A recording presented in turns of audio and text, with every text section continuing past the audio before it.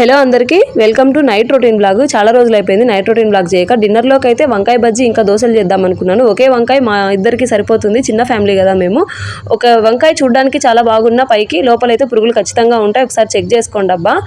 మనము నార్మల్గా బైంగన్ భర్త అని వంకాయని కాల్చి చట్నీ చేసుకుంటాము, ఇంకా గుత్తి వంకాయ చేసుకుంటాం కదా, అలాంటివి చేసుకున్నప్పుడు ఘాట్లు పెట్టుకొని కంపల్సరీ చెక్ చేసుకోండి. ఎంత వంకాయ పైన ఫ్రెష్గా కనపడినా లోపలైతే పురుగులు కంపల్సరీ ఉంటాయన్నమాట.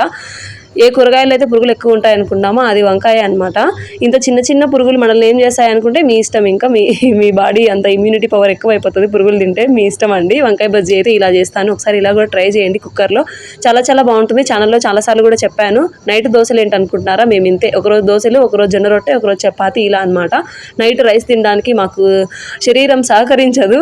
ఒళ్ళొంచి పని చేసే వాళ్ళే రైస్ తినాలంటారు. నాకు తెలిసి మాకేం పని ఉంది చెప్పండి. ఆఫీస్కి వెళ్ళొస్తారు మా ఆయన, చెమటగారే పని ఏమని చేస్తున్నామో లేదు కదా.